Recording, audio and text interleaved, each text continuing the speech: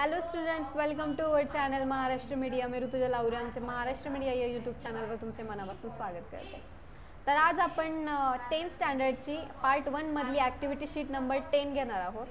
तर चला सुरुवात करूया. तर आपल्याला ॲक्टिव्हिटीमध्ये काय शिकायचं आहे तर बघा, importance of substance and classification in day to day life. बघा, जे काही सबस्टन्सेस आहेत किंवा त्यांचे क्लासिफिकेशन्स आहे आपल्याला आपल्या डे टू डे लाईफमध्ये, वर्ल्ड लाईफमध्ये रोज एव्हरीडे काय त्यांचं इम्पॉर्टन्स आहे ते बघायचं आहे.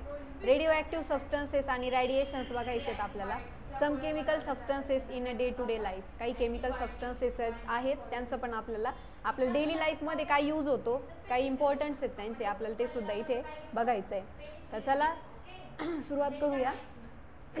रेफरन्स आहे स्टँडर्ड 9च्या चॅप्टर नंबर 4 मधला सबस्टन्सेस इन कॉमन यूज हा जो आहे त्याच्यामधला तुम्ही रेफरन्स घेऊ शकता. कॉम्पिटन्सी स्टेटमेंट्स आहेत दिलेले काही. To explain the concept of salts, म्हणजे काही इम्पॉर्टंट स्टेटमेंट्स आहेत ते तुम्हाला एक्सप्लेन, म्हणजे कन्सेप्ट ऑफ सॉल्ट, सॉल्टची जी कन्सेप्ट आहे ती एक्सप्लेन करायची आहे. To explain the importance uses and properties of sodium chloride, sodium bicarbonate, sodium carbonate and soda. तर आपल्याला इम्पॉर्टन्स आणि यूजेस आहेत, काही प्रॉपर्टीज आहेत त्या आपण एक्सप्लेन करायच्या, तिथे शिकायचं आहे आपल्याला. To explain the uses of radioactive isotopes and its radiation, आणि रेडिओ ॲक्टिव्ह आयसोटोप्स आणि रेडिएशन जे आहेत ते पण एक्सप्लेन, त्यांची यूजेस एक्सप्लेन करायचे. To explain some chemical substances in day to day life, आणि काही केमिकल सबस्टन्सेस पण आहेत आपल्या डे टू डे लाईफमध्ये, त्यांचा काही इम्पॉर्टन्स आहेत, यूज आहे, ते आपल्याला डिस्कस करणार आहे आपण इथे. तर बघा, लेट्स टेक अ लुक. तर आपण पहिलं बघूया काय तर सॉल्ट दिला आहे त्यांनी. आता ह्या सॉल्टचं काय आपल्याला डे टू डे लाईफमध्ये काय यूज होतो किंवा त्याचे काही प्रॉपर्टीज असतील, काही यूजेस असतील ते आपण इथे बघणार आहे. तर बघा, the ionic compounds which do not contain H+ and OH- ion and contain only one kind of cation and anion are called as simple salts. तर बघा, सिम्पल सॉल्ट सांगितलं आहे त्यांनी. The ionic compounds which do not contain, जे ionic compound H+ आणि OH- ions contain करत नाही आणि फक्त one kind of cation and anion contain करतात, त्यांना सिम्पल सॉल्ट्स म्हटलं जातं. बघा, ही डेफिनेशन लक्षात ठेवायची तुम्हाला. तर काय सांगितलं आहे त्यांनी की जे आयोनिक कंपाऊंड्स H+ और OH- आयन्स कंटेन करत नाही, which do not contain the ionic compounds which do not contain H+ और OH- ions and contains only one kind of cation and anion are called as simple salts. याला simple salts म्हटलं जातं. For example Na2SO4, त्यानंतर K3PO4, त्यानंतर KCl2 salts found in sea water. आपल्याला समुद्र पाण्यामध्ये काय बघायला भेटतात, Na2SO4 बघायला भेटतो, त्यानंतर K3PO4 बघायला भेटतात, CaCl2 सॉल्ट्स, अशा प्रकारचे सॉल्ट्स आपल्याला बघायला भेटतात समुद्र पाण्यामध्ये. इथे तुम्हाला सिम्पल सॉल्टची डेफिनेशन कळलीच असेल. हे काय सोडियम सल्फेट आहे, पोटॅशियम ट्रायफॉस्फेट आहेत, त्यानंतर CaCl2, कॅल्शियम क्लोराईड सॉल्ट्स, अशा प्रकारचे जे सॉल्ट्स आहेत ते आपल्याला काय समुद्रात बघायला भेटतात. आणि सिम्पल सॉल्टची डेफिनेशन पण सिम्पलच आहे लक्षात ठेवण्यासाठी, की आयनिक कंपाऊंड जे आहेत which do not contain H+ और OH- ions and contains only one kind of cation और ॲनायन, त्यांना काय म्हटलं जातं, सिम्पल सॉल्ट्स म्हटलं जातं. फॉर एक्झाम्पल काय बघितलं आहे आपण, सोडियम सल्फेट बघितलं, पोटॅशियम ट्रायफॉस्फेट बघितलं, त्यानंतर कॅल्शियम क्लोराईड सॉल्ट्स, अशा प्रकारचे आपल्याला समुद्रात बघायला भेटतात. Sodium chloride NaCl, magnesium chloride MgCl2, magnesium sulphate MgSO4, calcium carbonate CaCO3, magnesium bromide MgBr2. तर हे सुद्धा आपल्याला काय बघायला भेटतात समुद्रामध्ये बघायला भेटतात. त्यानंतर जाऊया पुढे काय आहे आपलं ॲक्टिव्हिटी एक, कम्प्लीट द टेबल. तर चला, आपल्याला एक ॲक्टिव्हिटी दिली त्यांनी तुम्हाला कंप्लीट करण्यासाठी दिलेली ॲक्टिव्हिटी. तर बघा, सोडियम क्लोराईड दिलेलं आहे इथं. मग सोडियम क्लोराईडचा फॉर्म्युला द्यायचा आहे, त्याची प्रॉपर्टी लिहायची आणि त्याचे यूजेस लिहायचे. तर बघा, आपण आता इथे मी लिहून ठेवते सगळ्यांचे फॉर्म्युला, प्रॉपर्टीज आणि यूजेस. तर तुम्ही पण लिहून घ्यायचे तुमच्या नोटबुकमध्ये.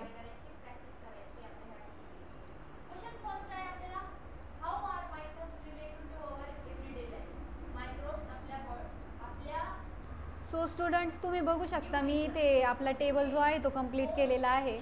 तर हा टेबल तुम्ही तुमच्या नोटबुकमध्ये राईट करून घ्यायचा. It is useful for to you guys. तर बघा पहिलं काय दिलेलं आहे, सोडियम क्लोराईड दिलेला आहे. तर त्याचा फॉर्म्युला आहे NaCl आणि त्याची प्रॉपर्टीज आहे. काय प्रॉपर्टी द्यायची की it is a ionic compound, it is ionic compound किंवा इट इज आयनायझेबल. ओके. त्यानंतर पुढे यूजेस काय त्याचा, मेंटेन ब्लड प्रेशर. याचा यूज काय होतो, सोडियम क्लोराईडचा ब्लड प्रेशर मेंटेन करण्यासाठी होतो. ओके. पुढचं काय आहे तर सोडियम कार्बोनेट आहे. तर CaCO3 त्याचा काय आहे फॉर्म्युला आहे, CaCO3 सोडियम कार्बोनेटचा फॉर्म्युला आहे. प्रॉपर्टी त्याची it is a stable but hygroscopic. हा काय आहे, स्टेबल आहे पण हायग्रोस्कोपिक सॉलिड आहे. म्हणजेच काय, ॲब्झॉर्ब वॉटर फ्रॉम एअर, एअरमधून काय करतो तो वॉटर ॲब्झॉर्ब करतो सोडियम कार्बोनेट. ओके. पुढे काय दिलं आहे, त्याचं यूजेस दिलेला आहे. Used in manufacture of glass, paper, soaps, detergents etcetera. म्हणजे याचा यूज कशासाठी केला जातो तर ग्लास, पेपर, सोप्स, डिटर्जंट्स यांचं मॅन्युफॅक्चरिंगसाठी यूज केला जातो. पुढचं आहे सोडियम बायकार्बोनेट. आता सोडियम बायकार्बोनेट आहे NaHCO3.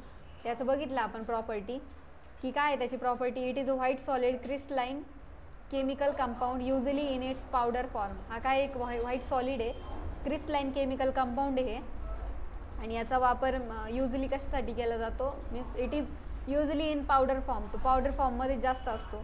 त्यानंतर it is used in cooking. तर आपण बघितलं असेल सोडियम बायकार्बोनेट, सोडा जो आहे तो आपण कशासाठी यूज करतो, कुकिंगमध्ये यूज करतो. बघा सोड्याचा वापर केला जातो.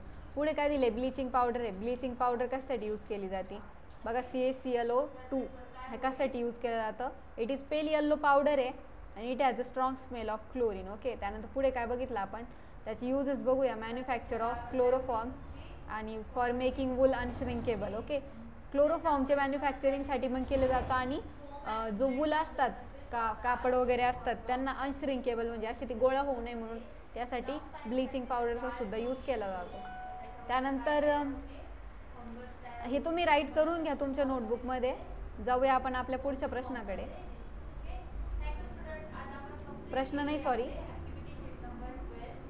पुढचा आहे आपला रेडिओ ॲक्टिव्ह सबस्टन्स. आपला पुढचा टॉपिक आहे रेडिओ ॲक्टिव्ह सबस्टन्स. तर काय आहे, elements with a high atomic number have a property of spontaneously emitting invisible, highly penetrating and high energy radiation.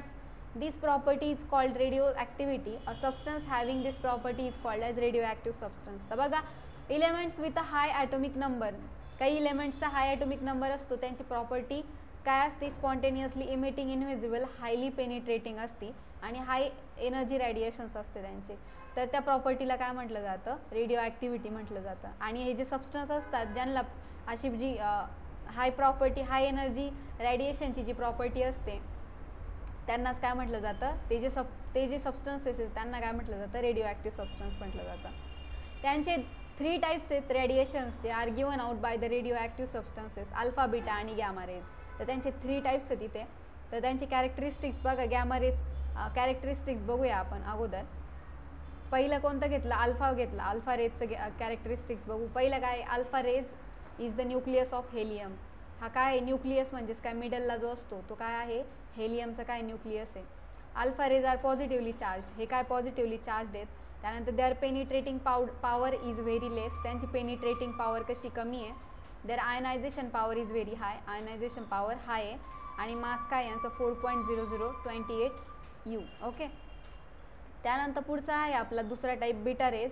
Beta त्याचं पहिलं काय आहे characteristics, beta rays are electrons, हे इलेक्ट्रॉन्स असतात. जे गॅमा आहेत, सॉरी जे आपले पहिले बघितले कोणते होते, हे अल्फा, ते काय न्यूक्लियस होते. Beta rays are negatively charge, जे अल्फा होते ते काय होते, पॉझिटिव्हली होते. त्यानंतर beta their penetrating power is much greater than that of alpha rays. बघा आपण वरती बघितलं यांचं काय होतं, penetrating power is very less होता. तर हे जे बीटा आहे यांचं काय, penetrating power much greater than that of alpha रेजपेक्षा त्यांचा पेनिट्रेटिंग पॉवर जास्त आहे.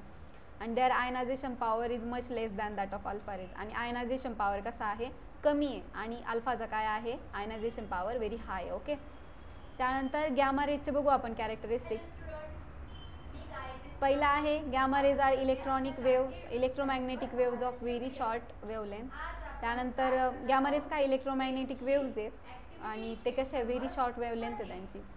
दे are electrically neutral and they have no mass, ते कसे इलेक्ट्रिकली न्यूट्रल आहे आणि त्यांना मास नाही आहे. Their penetrating power is very high compared to that of beta rays. Beta रेजपेक्षा त्यांचा पेनिट्रेटिंग पॉवर कसा आहे, जास्त आहे. Their ionization power is very low as compared to the alpha rays and beta rays. आणि ionization power कसा आहे यांचा अल्फा आणि बीटापेक्षा कसा आहे, व्हेरी लो आहे, कमी आहे. तर बघा uses of radioactive isotopes. आता युजेस बघा याचे. पहिला रेडिओ ॲक्टिव्ह आयसोटोप्स जे आहेत, पहिला आहे इंडस्ट्रियल फील्डमध्ये आणि दुसरा आहे फील्ड ऑफ ॲग्रिकल्चरलमध्ये. इंडस्ट्रियल फील्डमध्ये या रेडिओ ॲक्टिव्ह आयसोटोप्सचा कशासाठी यूज केला जातो बघा. Isotopes like cobalt 60, iridium 192 are used in radiographic cameras. Radiographic कॅमेराजमध्ये इंडस्ट्रीज फील्डमध्ये याचा यूज केला जातो. हे जे रेडिओ ॲक्टिव्ह आयसोटोप्स आहे त्यांचा.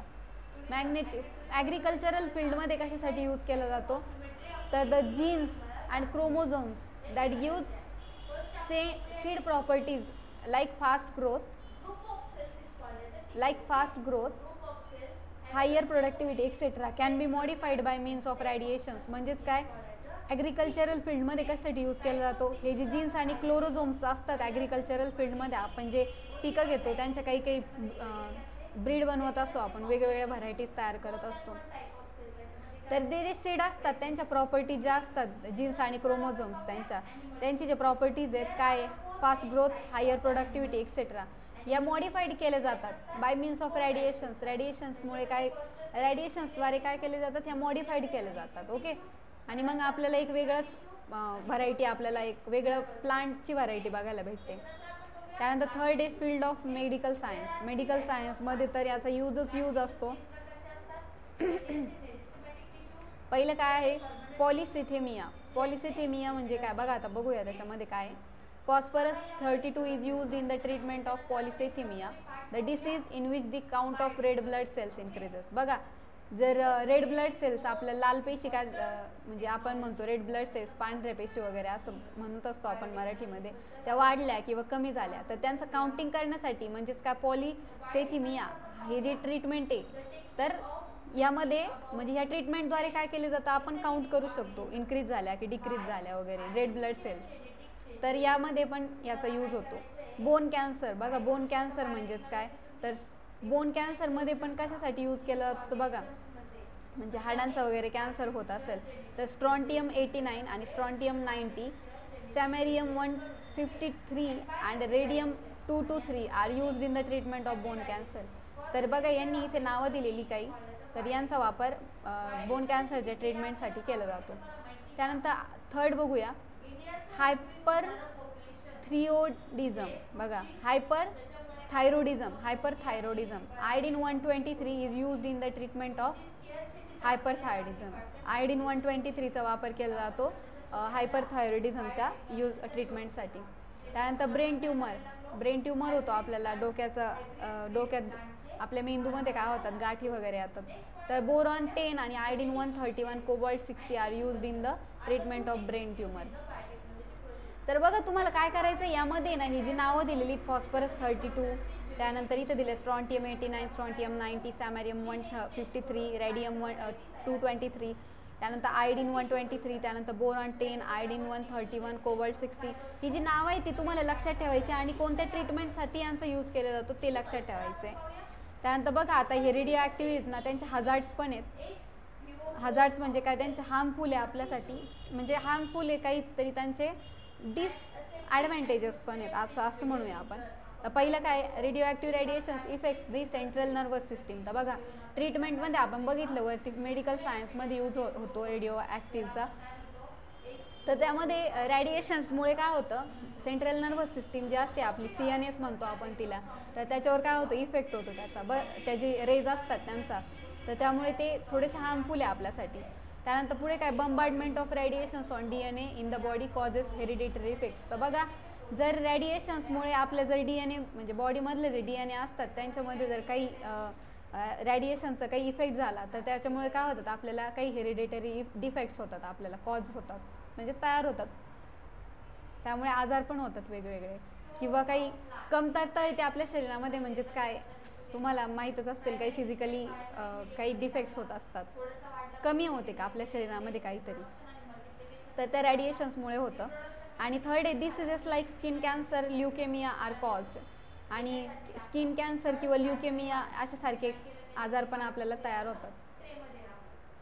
होतात आपल्याला. तर बघा पुढचा आहे some chemical substances in day to day life. काही केमिकल सबस्टन्सेस आहेत डे टू डे लाईफमधले. बघा फूड कलर्स, इसेन्स आपण वापरतो, आर्टिफिशियल कलर वापरतो, टेफ्लॉन वापरतो, ॲनोडायझिंग वापरतो, पोर्सेलिन वापरतो, ॲडव्हान्स सिरॅमिक्स वापरतो, डाय पण वापरतो, डिओडोरंट वापरतो, पावडर कोटिंग वापरतो, सिरॅमिक, बोन चायना. बघा अशा प्रकारचे जे केमिकल आहेत सबस्टन्सेस आपण डे टू डे लाईफमध्ये यूज करतो. तर आता त्यांनी काय केलं आहे की फूड कलर्स अँड इसेन्स. तर बघा त्यांनी सांगितलं की त्यांचे फूड कलर आणि इसेन्सचे युजेस आणि इफेक्ट्स, डायचे युजेस, डिओडोरंटचे इफेक्ट्स. तर हा शेवटचा आहे आपला पॉईंट.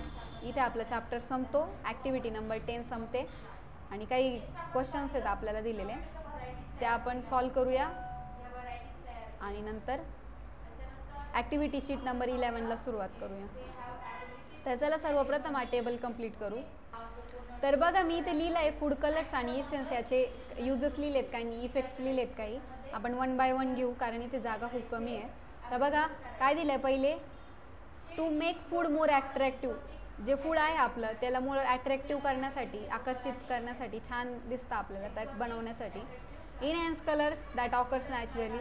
आणि enhance colours that occurs naturally म्हणजे आपण जे आपल्याला जे फूड तयार करायचं आहे, आपण जे डिश बनवतोय ते डिश नॅचरली म्हणजे अशी एकदम नॅचरल वाटली पाहिजे अशा प्रकारे आपण त्याला कलरिंग त्याला होते आणि नंतर ते कसं होते ॲट्रॅक्टिव्ह होते. त्यानंतर पुढचं आहे इफेक्ट्स बघू आपण त्याचे. त्याने काय होतं, ॲलर्जीज होते, लर्निंग आणि स्लीपिंगला प्रॉब्लेम्स येतात, त्यानंतर डिप्रेशन होतं आणि मेमरी लॉस पण होतात. अशा प्रकारचे इफेक्ट्स काही आहेत. त्यानंतर आता ह्याचं तुम्ही बघितलं असेल तर आपण डायचे पण काही युजेस आणि इफेक्ट्स बघूया, 1 बाय 1 आपण करूया. तर तुम्ही हे लिहिलं असेल, मी रफ करते. डायचे बघूया आता आपण. तर बघा मी इथे लिहिलं आहे डायचे युजेस लिहिलेत मी. It is use to impart colour to the textiles, papers, leather etcetera. याचा यूज कशासाठी केला जातो, जे टेक्स्टाईल्समध्ये जे म्हणजे टेक्स्टाईल्स असतात किंवा पेपर, लेदर एक्सेट्रा अशा यांना काय कलरिंग करण्यासाठी केला जातो. त्यानंतर इफेक्ट्स बघू आपण त्याचे. It can also cause allergies such as contact dermatitis and respiratory diseases. आणि याने काय होतं आपल्याला ॲलर्जीज होतात आणि कॉन्टॅक्ट डर्मेटिटीज आणि काही रेस्पिरेटरी डिसीजेस पण होऊ शकतात. त्यानंतर आपण आता डिओडोरंटचं युजेस आणि इफेक्ट्स लिहूया.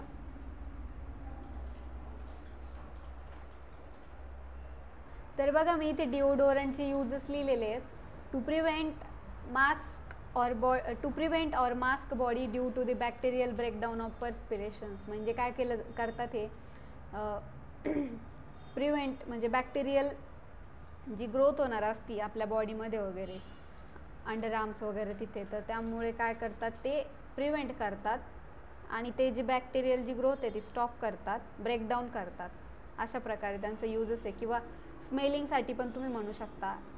त्यानंतर इफेक्ट्स बघू आपण त्याचे. इफेक्ट्स काय, deodorant causes kidney diseases and allergies.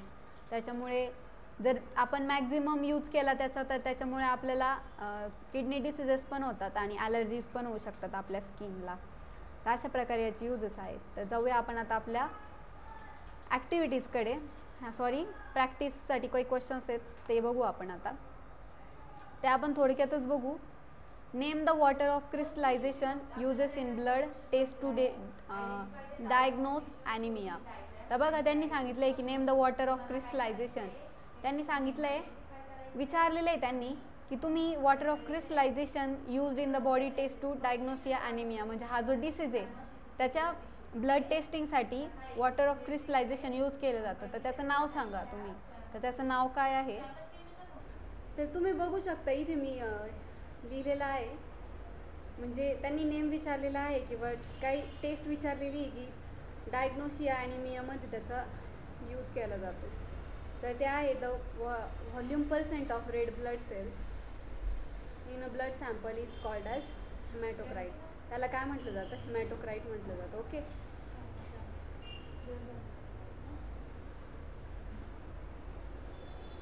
त्यानंतर जाऊया आपण आता आपल्या पुढच्या क्वेश्चनकडे.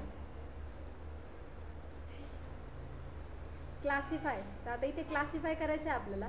काही सबस्टन्स दिलेले आहेत, 8 सबस्टन्स दिलेले आहेत. ॲसिडिक, बेसिक, सॉल्ट आणि न्यूट्रल. यामध्ये काय करायचं आपल्याला क्लासिफिकेशन करायचं आहे यांचं.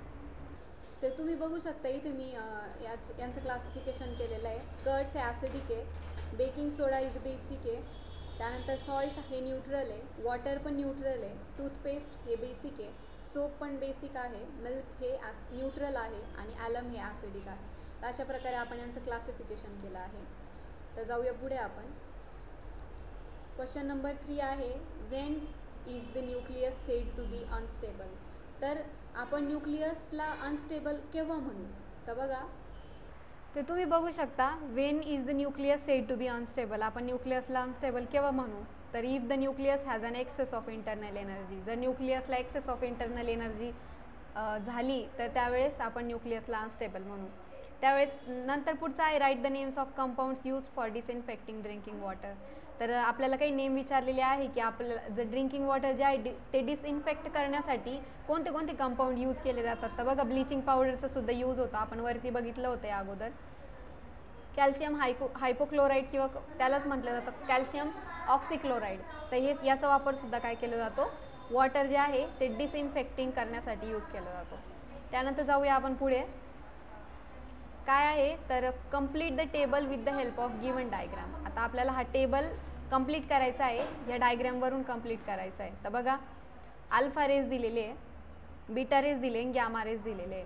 तर नेचर सांगितलं, मास विचारलं, charge, velocity, deviation in the electric field. अशा प्रकारे आपल्याला हा टेबल कंप्लीट करायचा आहे. तर चला मी कंप्लीट करते, तुम्ही लिहून घ्या. तर बघा, मी इथे हा जो आपला चार्ट आहे तो कंप्लीट केलेला आहे. आपल्याला जो कॉलम दिला होता तो कंप्लीट केला मी.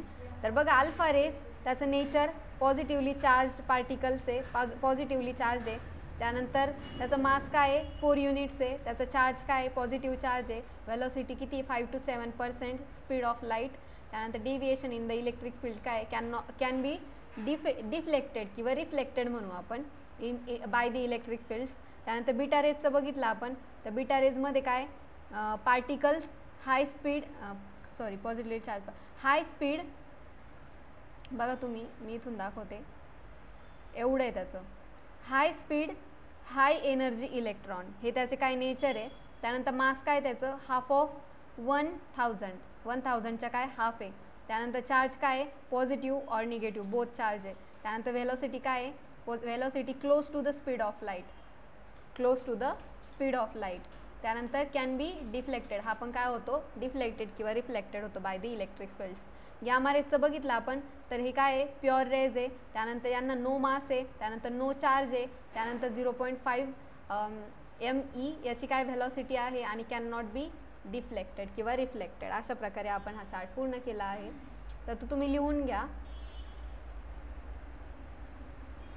त्यानंतर आपला 6 नंबरचा क्वेश्चन आहे, state the uses of radio active elements in the field of medical science. तर त्यांनी विचारलं आहे आपल्याला uses of radio active elements in the field of medical science. Medical सायन्समध्ये आपल्याला रेडिओ ॲक्टिव्हचे काय युजेस होतात तर ते विचारले त्यांनी. तर बघा तुम्ही, आता मी इथे टिक मार्क करून देते, ते युजेस तुम्ही राईट करायचे तिथे.